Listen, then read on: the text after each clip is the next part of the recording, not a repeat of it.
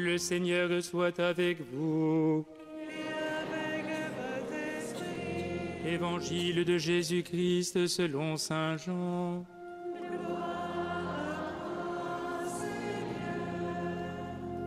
En ce temps-là, Jésus disait à ses disciples: Amen, Amen, je vous le dis, vous allez pleurer et vous lamenter, tandis que le monde se réjouira. Vous serez dans la peine, mais votre peine se changera en joie. La femme qui enfante est dans la peine, parce que son heure est arrivée. Mais quand l'enfant est né, elle ne se souvient plus de sa souffrance, toute heureuse qu'un être humain soit venu au monde. Vous aussi maintenant, vous êtes dans la peine, mais je vous reverrai, et votre cœur se réjouira, et votre joie, personne ne vous l'enlèvera. En ce jour-là, vous ne me poserez plus de questions. Acclamons la parole de Dieu.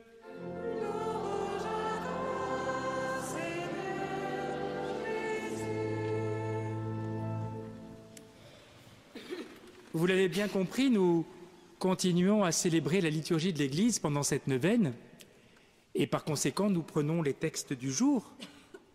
Et ce qui est extraordinaire, c'est que cette parole de Dieu nous permet d'évoquer Thérèse. Parce que Thérèse s'est tellement imprégnée elle-même de l'Évangile que d'une certaine manière, sa doctrine tout entière est un vivant témoignage à l'Évangile. Et il y a toujours moyen de parler de Thérèse quand on commente la parole de Dieu. C'est un bon signe pour les écrits de Thérèse.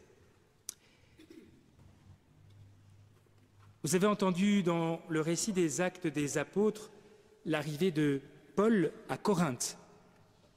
Or, Corinthe est une ville très importante et qui jouera un rôle décisif dans l'évangélisation, en raison même de la population qui la constitue. Et nous savons bien que Paul a particulièrement enseigné cette communauté, puisque nous avons de Paul 2 lettres, la première épître aux Corinthiens et la deuxième.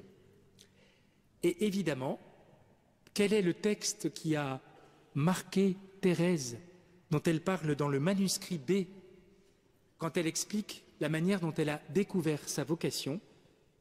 Eh bien, ce texte, c'est celui de la première épître aux Corinthiens, au chapitre 13, quand Paul dit « Je vais vous indiquer une voie supérieure à toutes les autres. J'aurais beau parler toutes les langues du monde, si je n'ai pas l'amour, cela ne sert à rien. L'amour prend patience, l'amour ne jalouse pas, l'amour ne se gonfle pas d'orgueil. » Et vous savez comment Thérèse, méditant ce texte de l'apôtre, a compris que sa vocation dans l'Église, ce serait l'amour. Dans le cœur de l'Église, ma mère, je serai l'amour, ainsi je serai tout.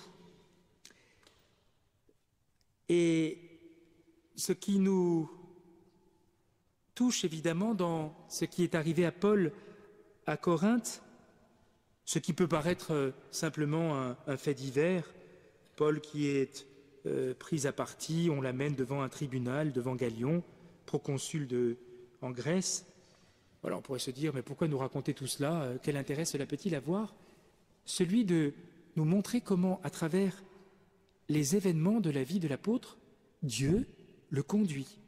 Car vous savez que la dernière étape que Paul aura à franchir, c'est celle d'aller jusqu'à Rome pour demander précisément d'être jugé selon la juridiction impériale, lui qui est citoyen romain. Voilà comment la parole de Dieu nous révèle la présence agissante de Dieu dans notre histoire à travers les événements.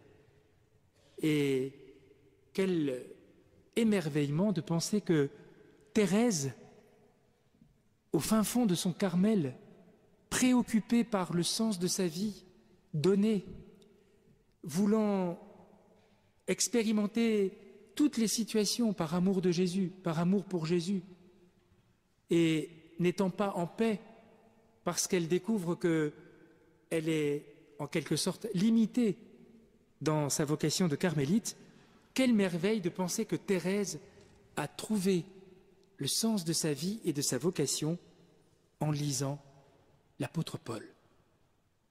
Peut-être faudrait-il d'ailleurs que nous soyons plus attentifs à comprendre comment la parole de Dieu nous aide à découvrir le sens profond de notre vie et de notre vocation. Peut-être ne ferons-nous pas l'expérience aussi extraordinaire que celle de Thérèse, mais par bien des points, souvent, la parole de Dieu vient en quelque sorte donner une lumière sur ce que nous vivons, sur les événements que nous traversons, sur les perspectives que prend notre vie. Et tout cela, c'est la manière concrète que Dieu a de nous conduire.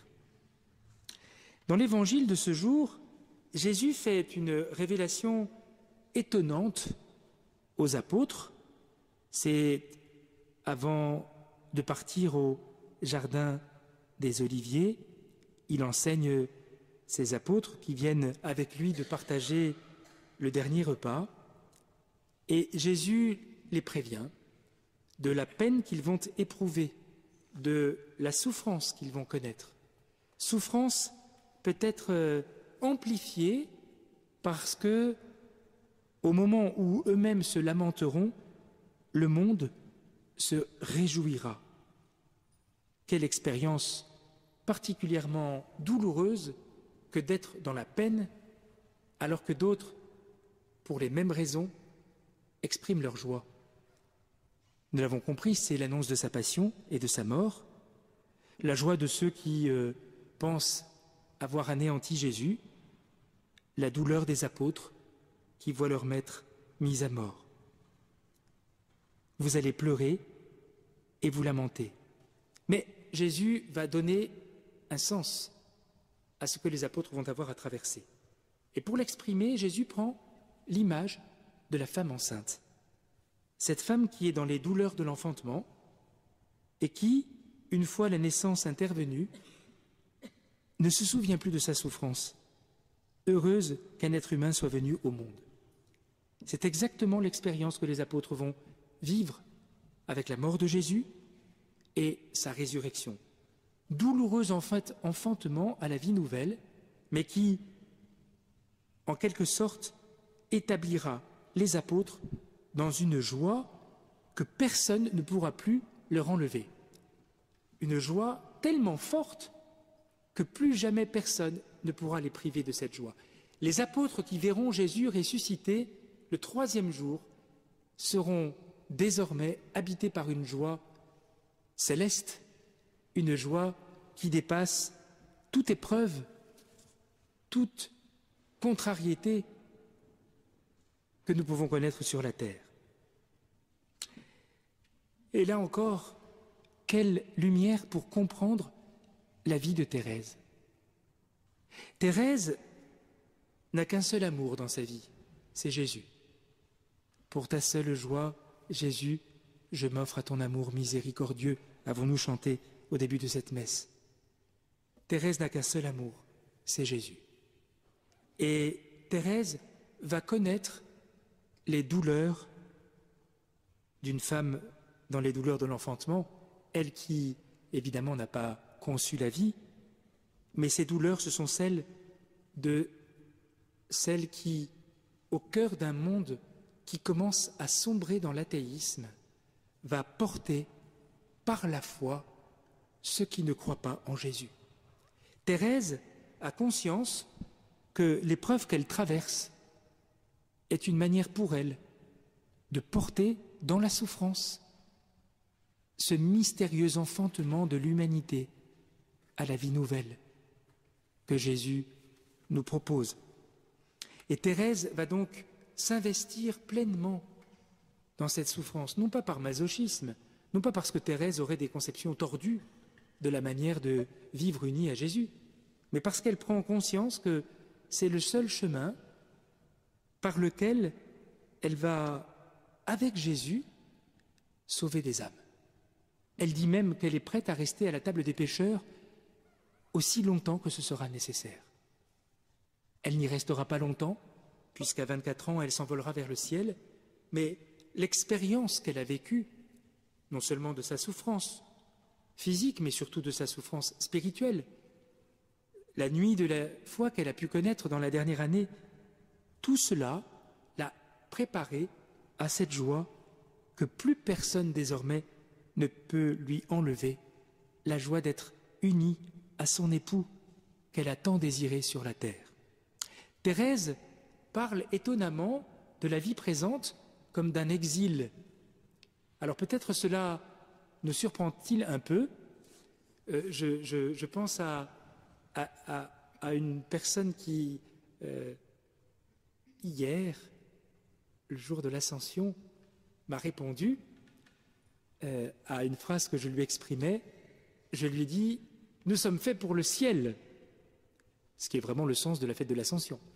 Et elle m'a répondu « Pas tout de suite ». Et j'ai senti dans cette réponse qu'elle n'était pas pressée d'aller au ciel. Ce que je peux comprendre. Mais c'est pour dire à quel point, frères et sœurs, nous sommes attachés à la vie présente, ce qui était une bonne chose. Mais il ne faut pas que nous oublions que la vie présente, pour Thérèse, est un exil. La vraie patrie, c'est le ciel. Et elle accepte d'être exilée aussi longtemps que cela sera nécessaire, pour l'amour de Jésus et pour sauver des âmes. Alors il faut que nous ayons, nous aussi, en quelque sorte, cette conscience que ce que nous vivons ici-bas n'est que la préfiguration de la joie qui nous sera donnée un jour, que peut-être nous faisons la douloureuse expérience de la souffrance, de l'épreuve, et il ne s'agit pas évidemment de la minimiser, en particulier lorsque nous portons nos frères et sœurs malades, qui traversent parfois des conditions particulièrement dramatiques, et pourtant, au cœur même de cette souffrance et de cette épreuve, il faut entendre la parole de Jésus, « Votre peine se changera en joie. Vous aussi maintenant vous êtes dans la peine, mais je vous reverrai et votre cœur se réjouira et votre joie, personne ne vous l'enlèvera. » La Vierge Marie, au pied de la croix, était douloureuse. Dans le mystère de Pâques, lui a été donnée une joie éternelle qu'elle veut nous prodiguer pendant cette neuvaine. Nous qui venons la prier avec confiance en cette basilique. Amen.